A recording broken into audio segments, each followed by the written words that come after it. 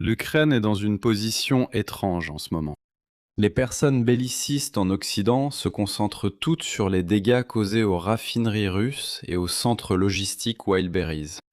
Et bien sûr, les habitants de Kiev sont enthousiastes à l'idée de ce qui pourrait arriver ensuite avec tout cela, mais ils ont une préoccupation plus immédiate en tête.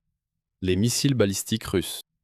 Ils s'abattent à un rythme alarmant, plusieurs fois par semaine, avec des vagues plus importantes et un nombre croissant de victimes.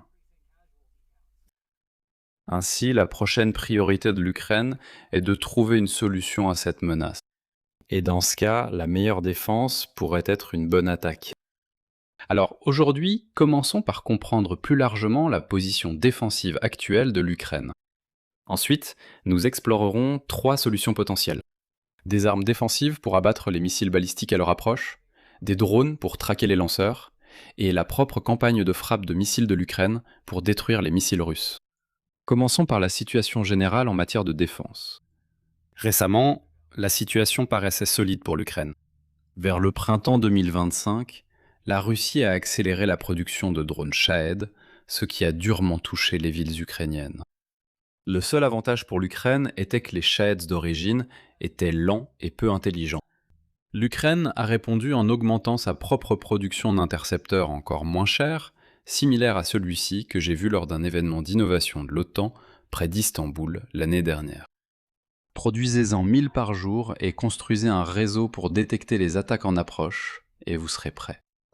L'Ukraine interceptait régulièrement plus de 90% de ses Shahed, ce qui soulevait la question de savoir si les Shahed étaient encore rentables pour la Russie. Le chapitre sur le cadeau de l'ayatollah à Poutine est loin d'être clos. La Russie a commencé à produire des variantes à réaction qui volent à des vitesses bien plus élevées que les intercepteurs à hélice. Les intercepteurs n'ont désormais qu'une seule occasion de les intercepter de face. Il n'est plus possible de les rattraper. En conséquence, les taux d'interception ont diminué de quelques points de pourcentage. Mais l'Ukraine a toujours l'impression de garder un certain contrôle sur cette situation. En revanche, les taux d'interception des missiles balistiques par l'Ukraine diminuent fortement. Le Kremlin semble avoir compris la faiblesse qu'il a découverte, car la production de missiles balistiques augmente dans le pays. Ces intercepteurs de drones que j'ai vus à Istanbul ne sont tout simplement pas faits pour cette tâche. Tu sais, ça a été 2 années bien remplies pour moi. C'était pas seulement Istanbul. Il y a aussi eu Londres, et Oslo, et Bruxelles, et La Haye, et Tallinn, et Reykjavik. J'ai constamment été frustré lors de ces voyages à cause d'un téléphone portable défaillant. Mais grâce au sponsor de la vidéo d'aujourd'hui, Saï, je n'ai plus ce problème. Saï est une application de service eSIM. Il suffit de télécharger l'application Saï, de choisir votre forfait et de suivre les étapes simples dans l'application. Et le tour est joué. Arrivé à destination, elle s'active et vous connecte au réseau local sans avoir besoin de nouveau matériel. Avec plus de 200 destinations couvertes, où que vous alliez, ils auront presque certainement ce qu'il vous faut. Puis-je vous suggérer une de leurs destinations tropicales plutôt que la Norvège ou l'Islande en hiver? Ils offrent aussi des forfaits flexibles adaptés à tous les voyageurs, de quelques gigaoctets à des données illimitées. Et en allant sur SAIL, c'est SAIL William Spaniel, et en utilisant le code promo William Spaniel tout attaché, vous pouvez obtenir 15% de réduction sur un forfait eSIM. Merci encore à Saï pour avoir sponsorisé la vidéo d'aujourd'hui. Eh bien, nous devons encore discuter des options de l'Ukraine face à la menace des missiles balistiques, la défense antimissile étant la priorité. Oui, c'est le moment où nous devons évoquer le manque général de systèmes patriotes dans l'Alliance. Il n'est peut-être pas littéralement exact de dire que l'Ukraine a épuisé ses intercepteurs patriotes, mais en pratique, c'est tout comme. Le barrage du 5 août a vu un taux d'interception littéralement nul sur 28 missiles russes entrants. Le problème est que les États-Unis détournent leur propre dotation en patriotes pour faire face à la guerre avec l'Iran. Sans surprise, il est facile de trouver des critiques de la part des Ukrainiens concernant ce choix. Cependant, je ne trouve pas que ce type de discussion soit constructive. Lorsque les États-Unis paient pour constituer des stocks de missiles patriotes, ce sont les États-Unis qui décident comment les allouer, pour le meilleur ou pour le pire. Et en ce moment, cela signifie intercepter les menaces iraniennes visant les partenaires du Golfe. Se plaindre que les États-Unis devraient les employer en Europe ignore totalement les critiques de l'administration Trump et d'autres avant elle. C'est un appel selon lequel les États-Unis devraient payer pour défendre l'Europe, plutôt que l'Europe n'assume la responsabilité principale, ou même égale, de la sécurité du continent. En effet, en remontant dans le temps, le problème européen était un manque d'investissement ici, pendant des décennies. Avant la guerre, seules la Pologne, la Roumanie et la Suède prenaient vraiment au sérieux la constitution de stocks de missiles patriotes, et même alors, leur quantité ne pouvait couvrir que des engagements de durée moyenne. À l'inverse, l'Allemagne ne se préparait qu'à un conflit pouvant durer quelques jours. Je ne peux qualifier cette planification que de faute stratégique. Même si vous comprenez que la plupart des conflits sont courts en pratique, si vous ne vous préparez qu'à combattre pendant une courte période, votre adversaire peut voir clair dans votre jeu, prolonger le conflit sur une durée moyenne, puis vous laisser sans défense. La bonne nouvelle ici, c'est qu'il y a eu un changement d'attitude parmi les dirigeants européens, où les dépenses de défense sont devenues une priorité pour la grande majorité des membres de l'OTAN. La demande pour les Patriots paraît désormais infinie. Pour donner du contexte, en 2024, Lockheed Martin avait produit son 2 millième intercepteur PAC-3, 8 ans après le début de la production. Avec cette demande illimitée, Lockheed Martin prévoit d'en produire 750 en 2027 et d'augmenter à 2000 en 2030. Ce niveau de production a toujours été réalisable. Si l'Europe avait investi correctement il y a 10 ans, Lockheed Martin aurait pu produire au moins 2000 unités par an durant toute la guerre, et nous n'aurions pas cette discussion aujourd'hui. Cependant, ce n'est pas non plus une conversation constructive. C'est une discussion sur les erreurs du passé. Nous ne pouvons pas remonter le temps pour augmenter la production il y a 10 ans, et il faudra attendre longtemps avant que nous puissions envisager les Patriotes comme une solution durable au problème. Peut-être devrions-nous nous concentrer sur ce que l'Ukraine peut faire, pendant que d'autres patriotes sont construits, et que les États-Unis et l'Ukraine tirent au clair ce qui se passe avec leur accord de licence. Oui, c'est sans doute une vidéo différente. Il est important de noter que Firepoint essaie de développer une alternative aux patriotes, dont les premiers tests sont prévus pour janvier 2027. Nous verrons comment cela se passe. Si vous ne pouvez assurer une défense efficace, il ne vous reste qu'à passer à l'offensive. L'Ukraine a utilisé des drones pour traquer les lanceurs de missiles russes. Le principal défi ici, c'est qu'une plateforme comme Iskander est montée sur un camion. Elle utilise donc la même stratégie de tir et de repli que celle que vous connaissez peut-être avec le HIMARS. Le missile lancé sera détecté par les radars ennemis. Donc dès que vous lancez, vous partez immédiatement. Quand la bombe touche le sol, tout tir de riposte adverse vise un champ vide. Les drones rôdeurs paraissent répondre à ce problème. Si vous avez des renseignements indiquant qu'un de ces Iskander se trouve dans les environs, envoyez vos drones pour jeter un coup d'œil. Ensuite, une fois que vous avez trouvé votre cible, passez à l'attaque. L'Ukraine a suivi ce schéma à plusieurs reprises. Voici une vidéo du 13 mars en Crimée centrale, où des drones localisent et détruisent des Iskander qui tentaient de se fondre dans le paysage. Et voici une autre série de frappes le 24 mars contre un autre type de système de missiles balistiques. 3 d'entre eux sont partis se promener le soir. Mais des drones ukrainiens les ont repérés, et vous pouvez deviner ce qui s'est passé après la fin de ces images. L'Ukraine doit avoir une certaine supériorité aérienne pour que la traque et les frappes soient efficaces. Bien qu'il soit vrai que les défenses aériennes russes sont faibles et semblent inexistantes, les frappes contre la raffinerie et Wildberry sont trompeuses.